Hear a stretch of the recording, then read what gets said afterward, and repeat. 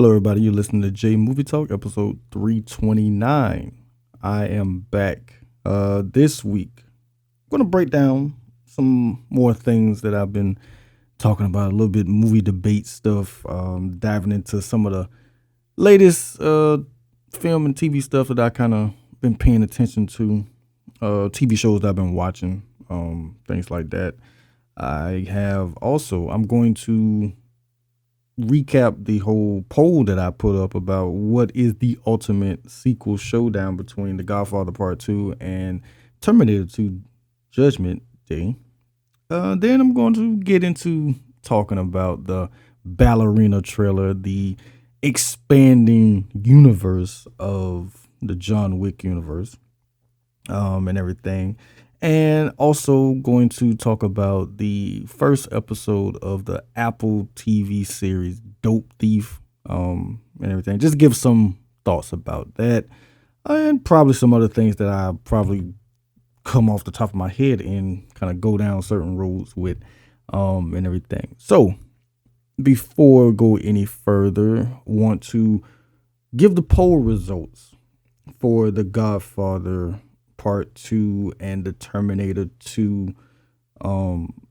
So the thing, let's say anyone who listened to the last official episode, which was episode 328, because the last episode I just kind of that was more of a bonus episode, wasn't an official episode. I just wanted to talk about the Final Destination Bloodlines trailer as a whole and kind of talk about the franchise, and everything. But for episode 328, when I said that I was putting up a poll about which one was the better sequel, the best sequel of all time, basically, The Godfather Part 2 or Terminator 2. And honestly, there are no wrong answers. It's all about which one do you feel, as far as a sequel goes, is the better sequel. So, like I said, I asked the question, and with 75% of the vote, The Godfather 2 was considered by you guys the better sequel. And like I say, there are no wrong answers, because it's all about how you feel about it, your interpretation of it, and everything. So I like I say, I have no problem with the result there, The Godfather Part 2, because like I said, it's not a wrong answer. That movie, it does a fine job of not only continuing the story from the first film, but also going back and giving the backstory of how Vito Corleone became, well, I should say how he rose, and everything, to power or whatever. And also it does that whole kind of mirror thing of showing he's rising in power to become the Godfather, and Michael Corleone is pretty much doing everything the opposite of working his way out of being the Godfather, and pretty much pushing his entire family away, and and everything like that. And then of course you have Frank Pantangeli, who just crashing out and everything. Michael, and everything. I mean, granted, if he was out, in the sun, day drinking or whatever, you probably have some crash out moments too. But so like I said, I want to thank everyone who voted on the poll, and I'll probably have another one up, to see, kind of get more into engaging and stuff like that, as far as, different poll ideas that I've had. I just never got around to post them. Now I'm finally deciding to post them, as time kind of goes by now. But I'm gonna ask it again. Why exactly does The Godfather 2 deserves to have the title of the greatest sequel? And I mean, every performance in that movie is great. There's no one that's lacking in that movie, and it's rare to find a movie where everyone in the film, and I'm just talking about the main characters, everyone in that film gives a damn good performance. Everyone. So and like I said, it's kind of rare in movies where from top to bottom, as far as the main supporting, like the main and supporting characters in the film, everyone gives top notch performances in the movie. And it always kind of sucks too that Robert Duvall really has nothing to do in the movie because he's barely in it. And it's like he's there, but it's like he's barely in it. He doesn't really have a lot to do. I'd probably say the only standout scene that he has in that film is the scene at the whorehouse where Senator Geary gets caught up, the whole thing with the dead prostitute and everything, and how he kind of basically works it to where the senator now is in the Corleone family pocket and everything. But outside of that, he doesn't really have a lot to do in that movie. Oh, well, I mean, also too, his part in one of the hearings and everything, when he stands up and starts yelling, "This committee owes an apology. This committee owes an apology," and everything. But outside of those two moments, like, he really doesn't get to do a lot. And then unfortunately, he's not in the third one, which, I mean, that hurt the third film immensely, and he rightfully so should have been in the movie. Because I always felt like that was one of the things that was missing from that movie. He was the last of the brothers, in a sense, that could really challenge Michael. Connie doesn't challenge Michael. She's just going along with it, and she's also kind of at a point where she's almost, really the godfather, in a sense, in that movie, more so than Michael is. Because Michael even said, "Maybe I should be afraid of you," and everything, because Connie was moving crazy in that movie also, which was a complete, polar opposite of what we saw of her in the first film and in the second film. And where she is in the third film is like, how did you get here? Like, we need a movie about, like, we need a movie about Connie's rise to power. How about that?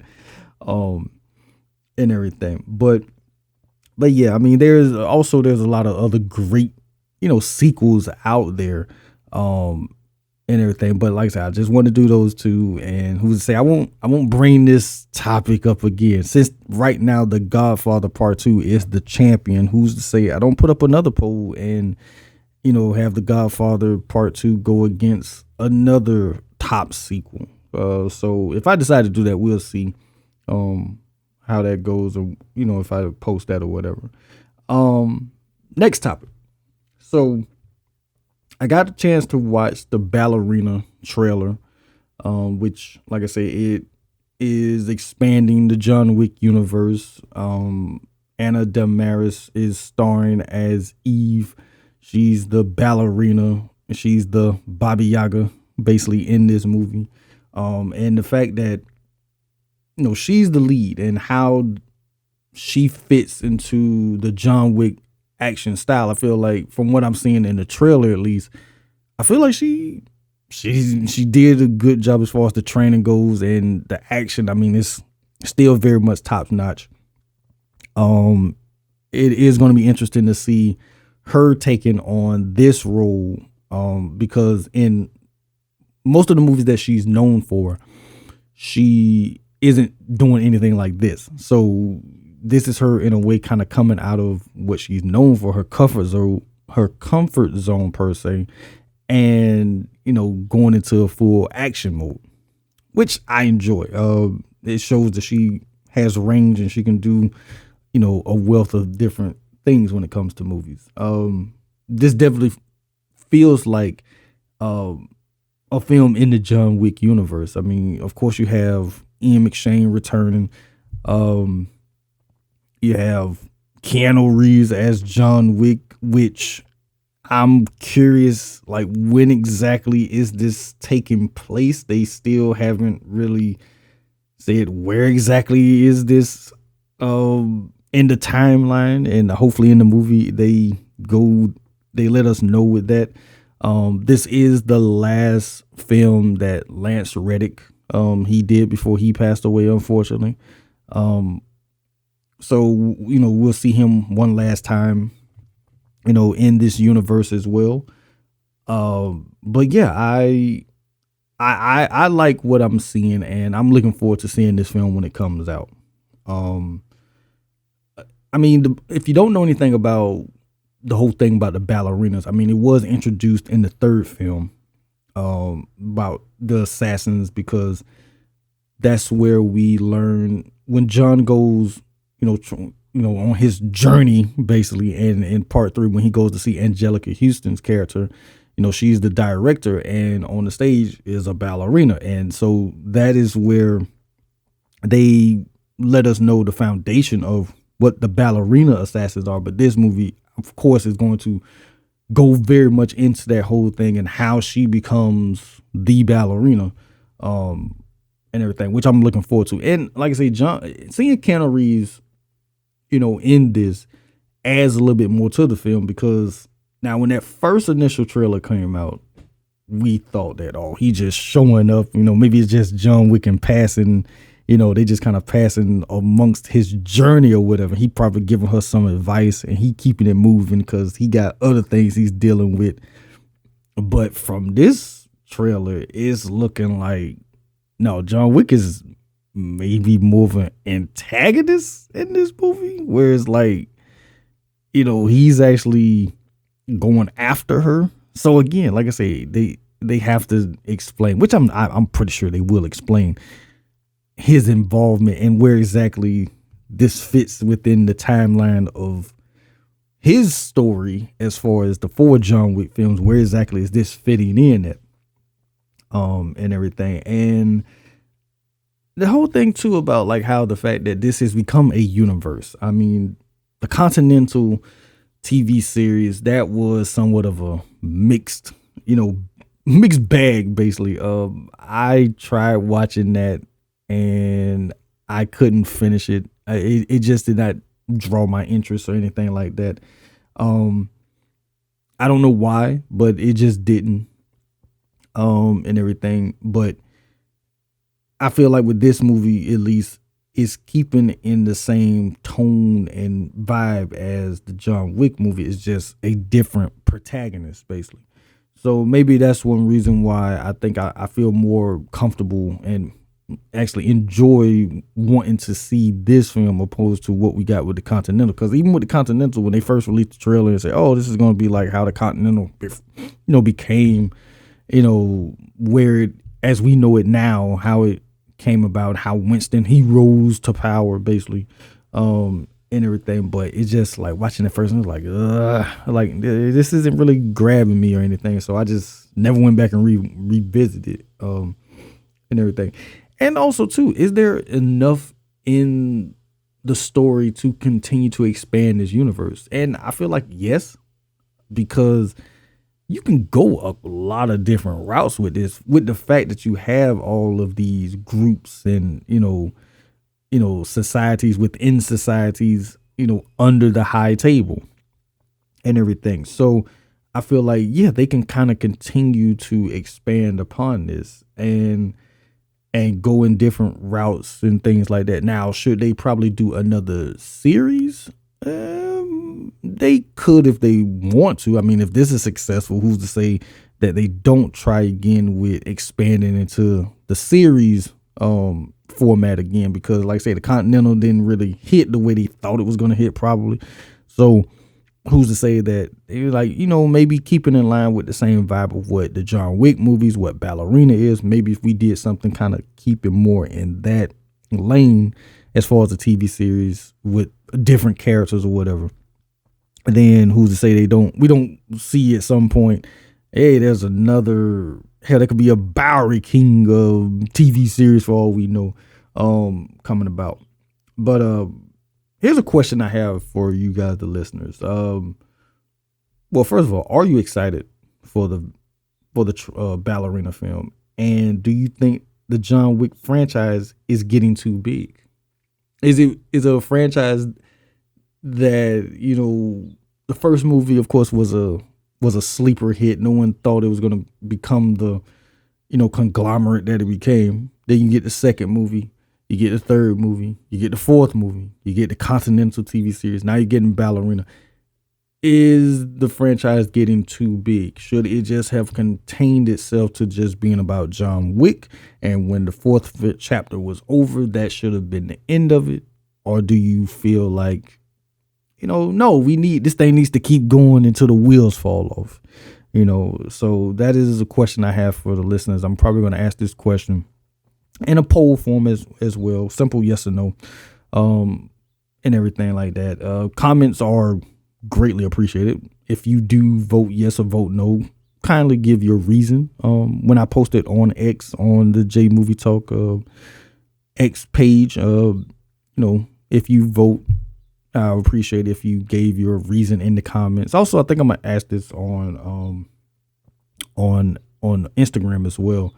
So look forward to that. If you follow on Instagram as well on the JMT podcast, look forward to the post. So depending on which app you follow on, or if you decide to answer on both, that'll be great as well. And everything. So that's the question I have regarding this franchise.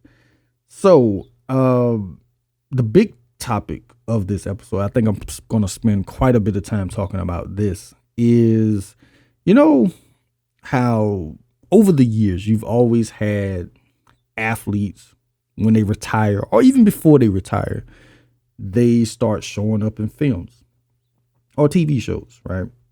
And the question I am going to ask here, who are some of the best athletes to make the jump into the acting world?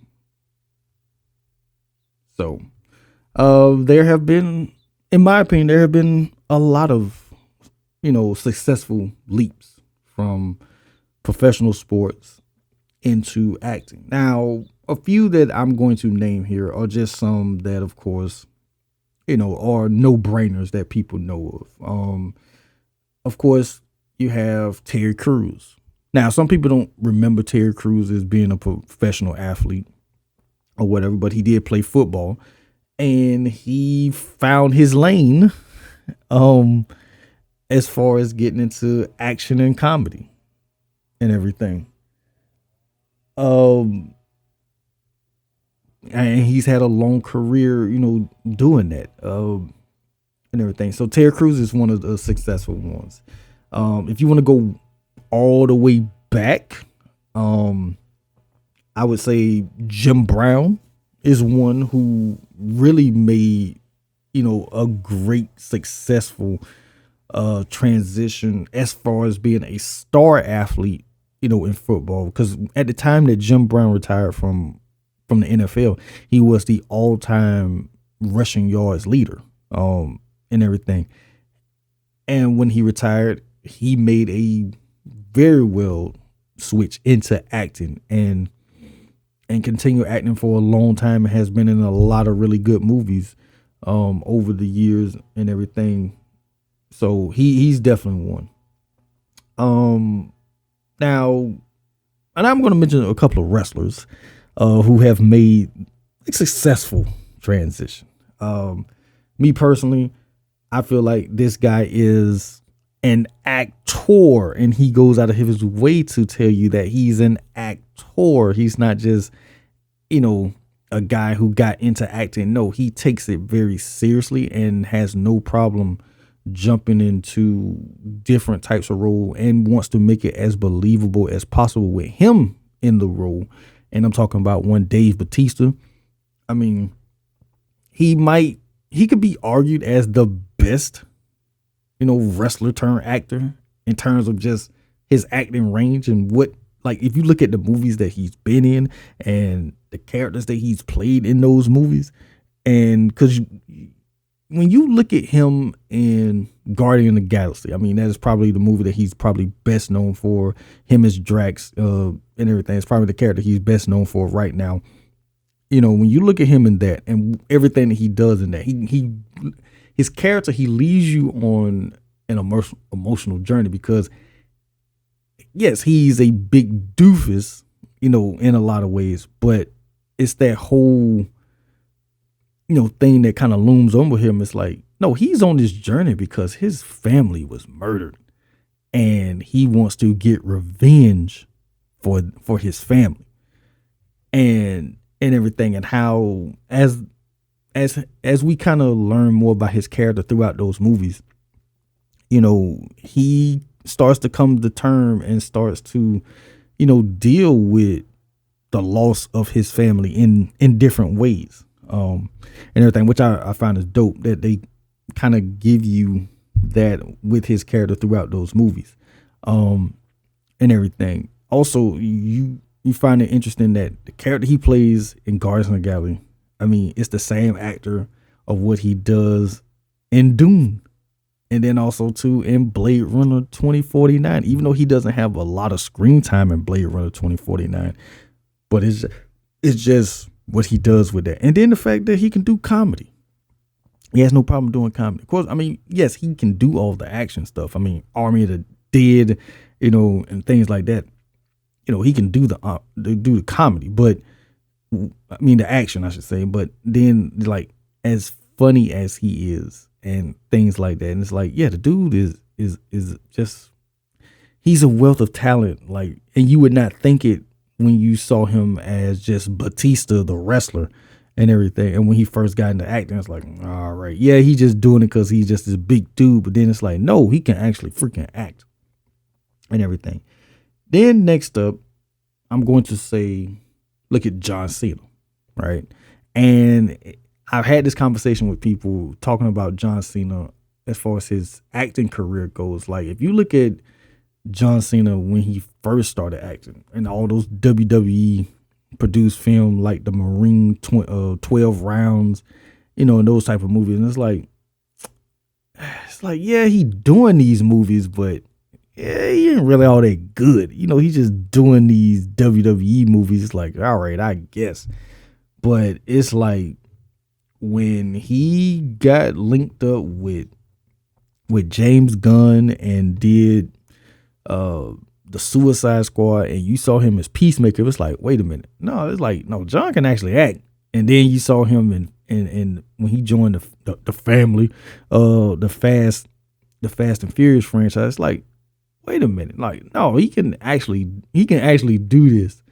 And then, some of the other stuff that he's done now outside of that WWE umbrella of films, it's like, no, he just need to get with the right, people, the right filmmakers, and allow him to really cook, and everything as an actor.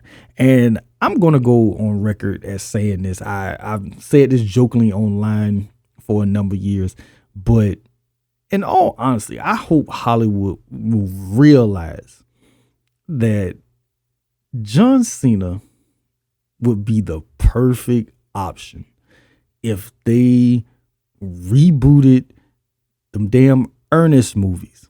And for anyone that's of a certain age, you know who Ernest P. Worrell is. I mean, you had Ernest Scared Stupid, Ernest Scared Straight, or whatever. Ernest Saves Christmas. All those Ernest movies from the late 80s, early 90s, with Jim Varney played Ernest, who was just this, this do-gooder who always just want to help, and just, he find himself in all these crazy situations. For me, John Cena would be the perfect casting choice to take over the Ernest P. Worrell role and bring back them Ernest movies. Because one thing about it, John Cena looks like Ernest too. And I mean, his whole get up, as far as his ring attire with the shirt, the hat, the jorts, and the sneakers, he's Ernest. Like, he really is Ernest.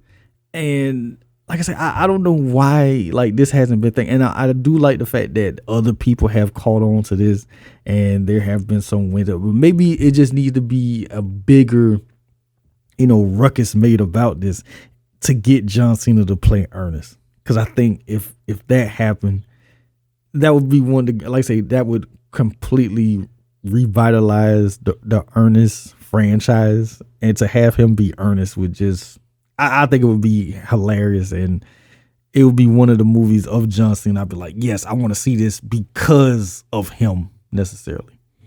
So yeah, that's what I want to say about that. And the last wrestler that I mentioned, I mean, you can't talk about wrestlers turn actors without talking about good old Dwayne, right?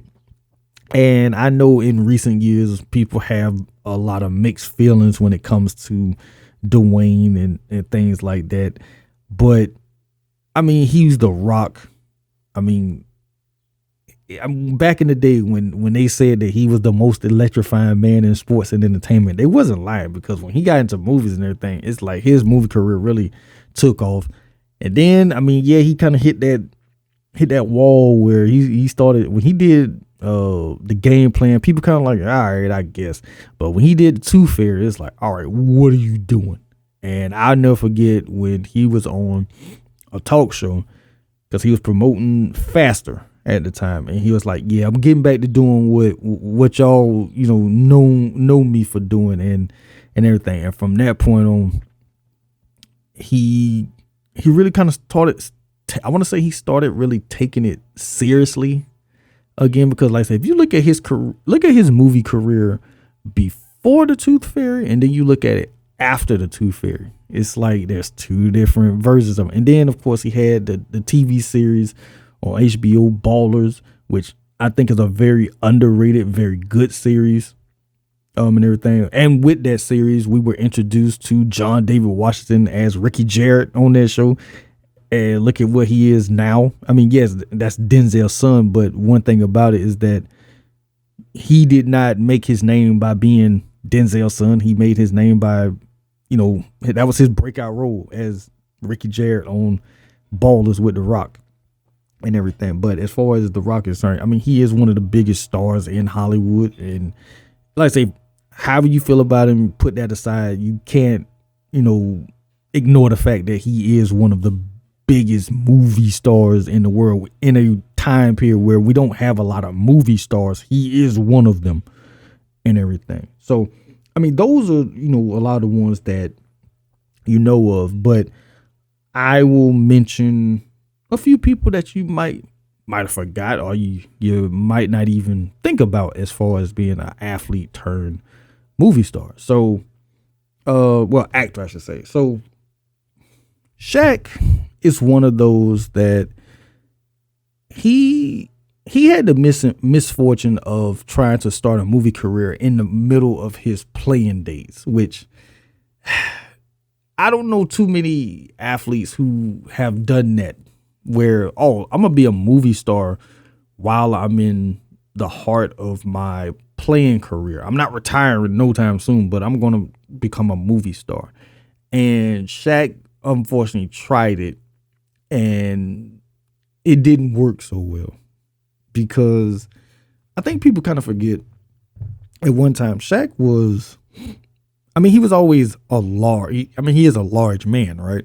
But I think people forget that at once upon a time, Shaq was one of the most popular basketball players. He was releasing music, he was rapping. He had a video game, Shaq Fu.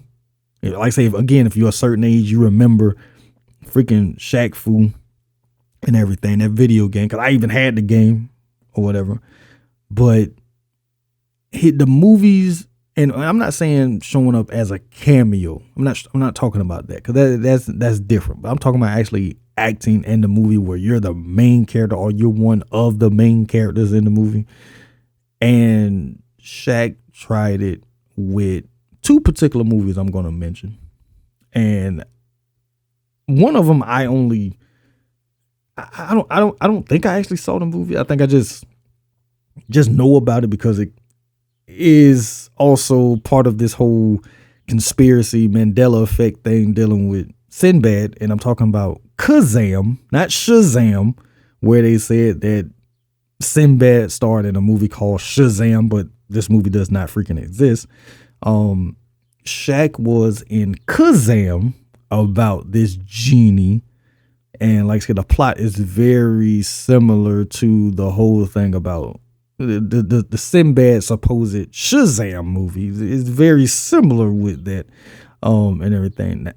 And like I said, I never actually watched the movie, but I know the movie. I know this movie exists, and when you go on IMDb, you see it a part of Shaq's filmography, whereas Shazam with Sinbad does not exist, and it is not a part of his filmography. And for anyone who says that they seen the movie Shazam starring Sinbad, I still want to show me proof where that movie exists. But I'm not going to go too far down that road and just keep it about Shaq with Kazam, this genie.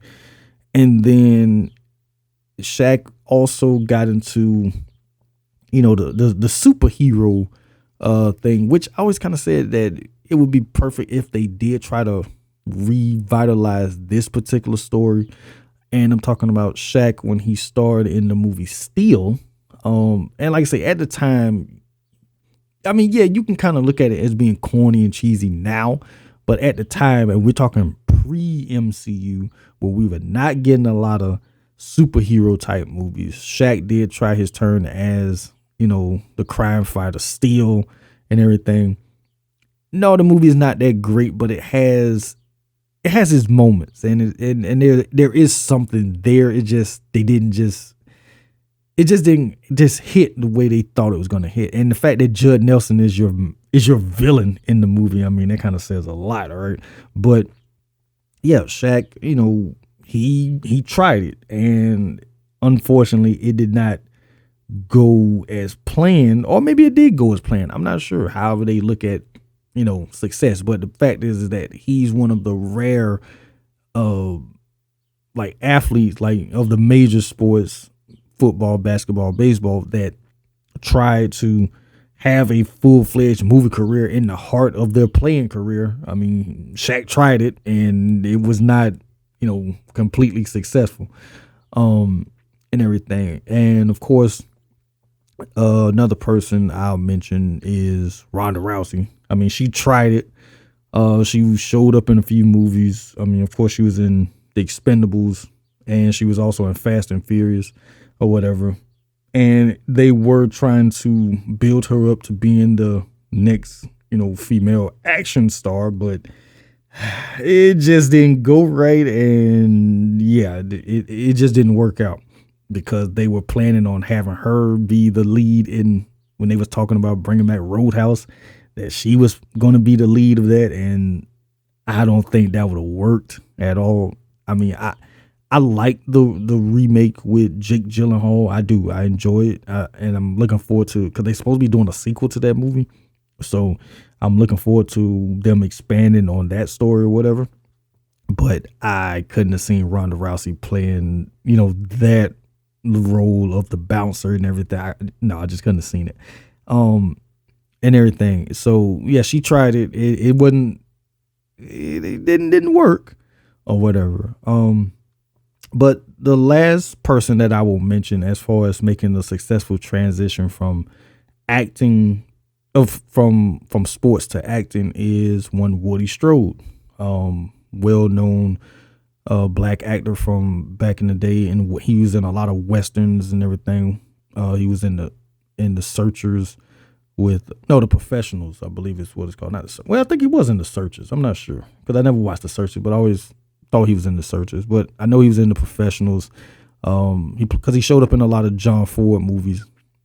He's in my all-time favorite movie / western, Once Upon a Time in the West. I mean, the first shot of that movie is that when that camera pans up, because this man is standing there and it pans up, the first face that you see on screen is his face in that.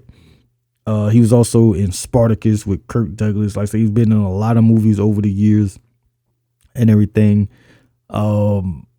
Let's say, and the fact that there are two characters in two different movies that have nothing to do with each other that are named after him, because I don't think people know that John Carpenter named Laurie Strode, the Strode family is named as a homage to Woody Strode. And then the character of Woody from Toy Story, Woody, is named after Woody Strode. So both of those are named in homage to him, and everything. And I think people don't know, for the most part, that Woody Strode was one of the first black men to play in professional football. Before it was called the NFL, it was just football basically. He was one of the first, so he broke a lot of barriers and everything. And I think he's someone that for people who feel the way they feel about Jackie Robinson, I feel like people should look into the history of Woody Strode and learn about him as well. And like I say, if you are a fan of what Jackie Robinson endured, him breaking the color barrier in baseball and everything like that, I advise you to do your research about one Mr. Woody Strode, as far as him being a professional football player and then making that transition into acting and having a long, successful career as well in acting, and everything. So yeah, those are some of the people, and of course there's been countless others. I mean, Roddy Piper showing up in doing They Live is still one of my all time favorites, and he falls into the category of athlete to acting, and everything. That movie, I mean, still it's very important and still holds up today, in more ways than one. But yeah, like I said, there's countless athletes who got into acting, and everything like that. But now I'm going to kind of break this down a little bit into what makes an athlete a good actor. Is it their physical presence, or is it actual acting skill? Like, which one is it? Because you can be an actor who gets into acting and it's all like, oh, well, because I'm big, I'm like 6'3", 6'4", and I'm 250. Oh, I can be this big bruiser, this enforcer, whatever, and everything. But am I a good actor? So it's all up for interpretation. Like, what is a good actor? And like with the people that I named, for the most part, they all do different things as far as them in acting. Some are actors, some are just, like bruiser enforcers, some are like big comedy people or whatever like that. And then also too, the ones that have gotten into like, into the acting world, like what makes a really good actor? Is it their comedic timing? Is it their action star appeal? There are some that have both qualities. But what is it about them that makes them really good as far as being a successful athlete turned actor?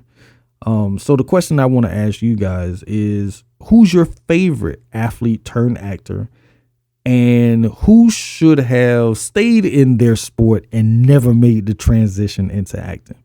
That's a question that I'm going to put up on the X page under J Movie Talk over there, and also I'll probably ask that over on Instagram, and I also might put it up on TikTok, and everything, for as long as we still have it, because supposedly it's supposed to be getting banned again. So I don't know if I'm gonna ask it over there or not, but definitely it's gonna be on the X page as well as the Instagram page. So I look forward to that, and I look forward to hearing what you guys what answers you have, as far as some of your favorite actors, athlete turned actors, and which ones should have stayed in their professional field and never made the transition, and everything. So before I wrap this episode up, as I mentioned earlier, going to talk about the TV series Dope Thief.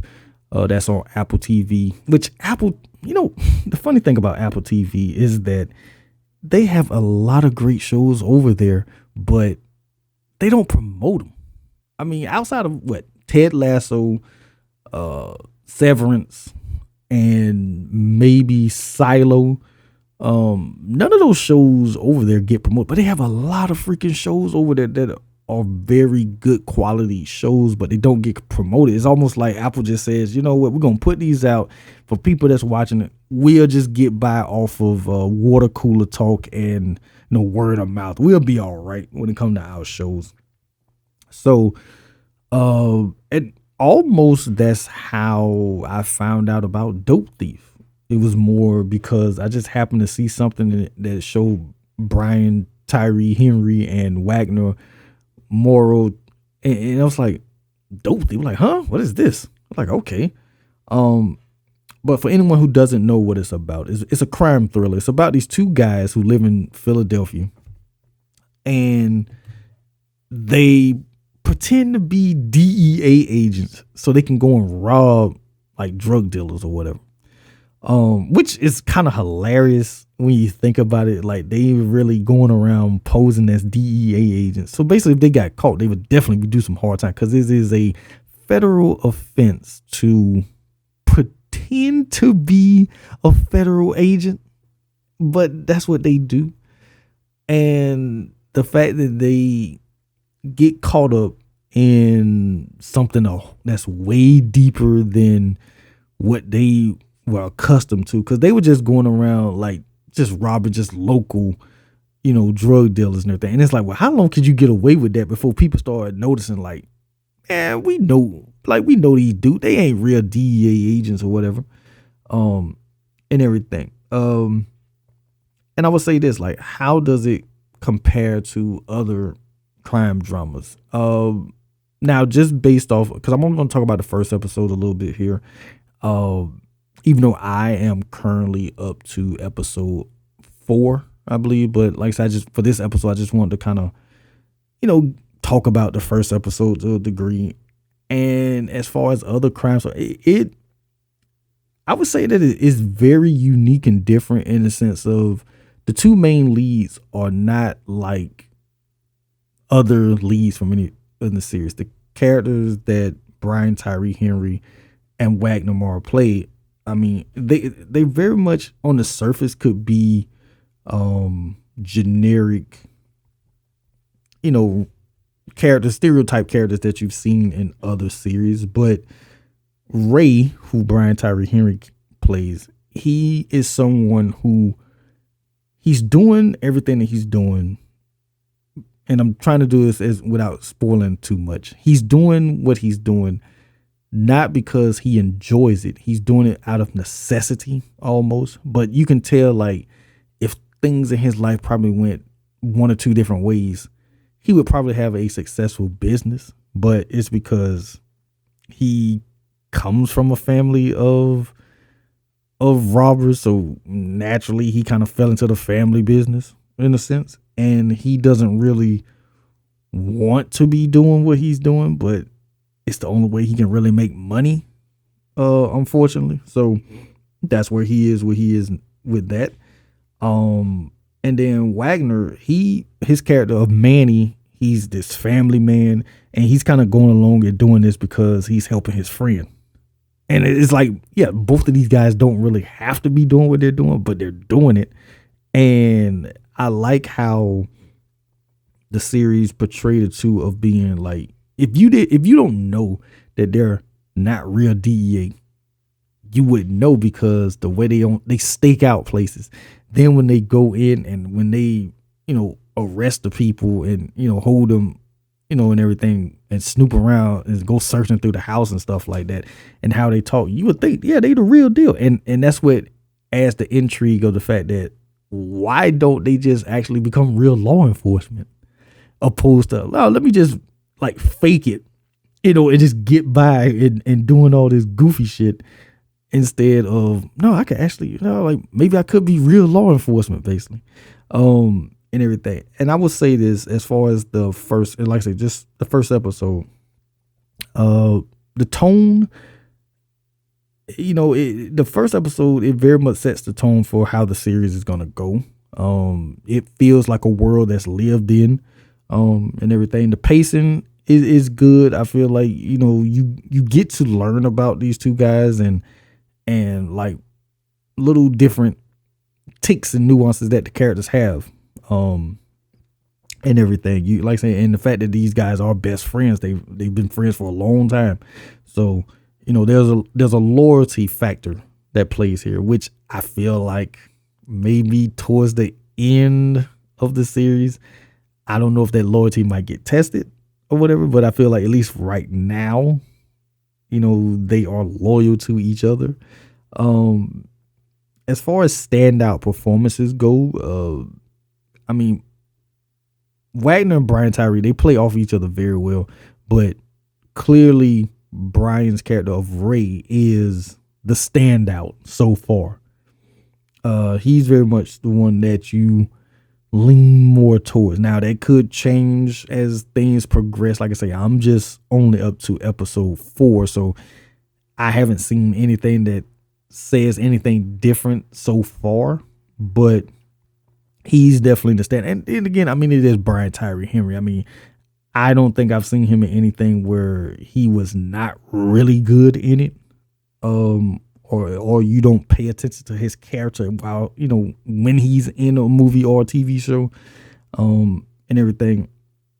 And now I will say that, of course, I will keep watching because, like I say, I'm up to episode 4, and most likely later, after I'm done recording and everything like that, I'm probably gonna check out another episode because I'm not binge watching through it. I like to actually savor watching TV shows so I can actually pay attention to a lot of what's going on.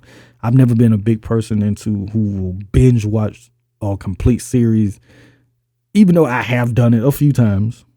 2 notable TV series that I've done that with was Snowfall, where I literally binged like crazy through watching Snowfall. I felt like because I wanted to hurry up and get to the end after I saw like how it ended.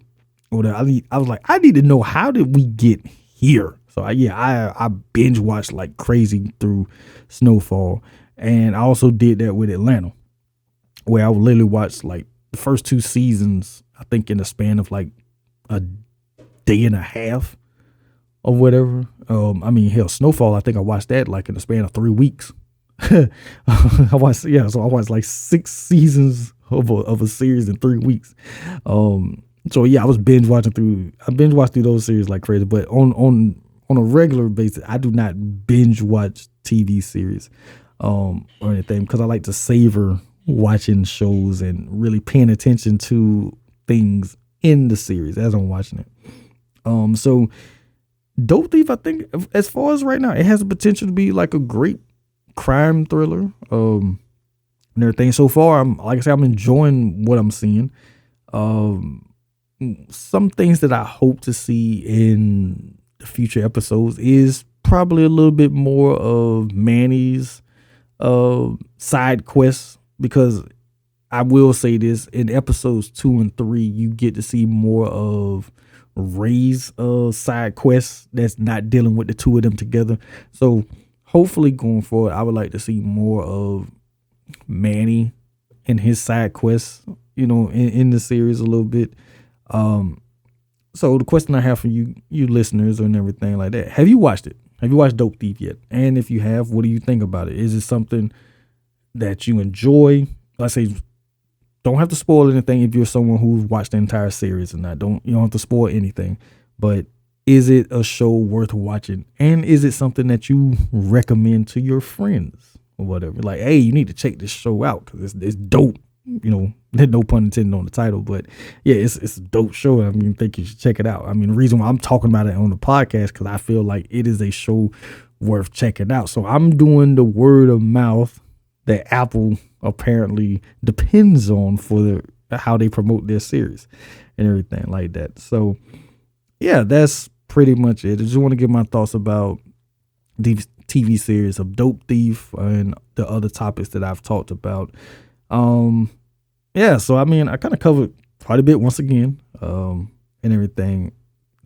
Did some sequel talk, of course, going back to that whole thing of the greatest sequel, is it The Godfather 2? Is it Terminator 2? And since right now The Godfather 2 is the champion, and I will ask this too, if I do decide to put up another poll to continue this on with The Godfather 2, what sequel should I put it against? I mean, I have an idea for what sequel I want to pit it against, but I want to hear what you guys think, what sequel I should pit it against. So you can either hit me up at JMovieTalk on X and everything and let me know, or you can email me at jmovietalk@gmail.com, for your recommendations, whether it's about the sequels or any topics that you've heard me talk about on the show, or things that you would like to hear me talk about.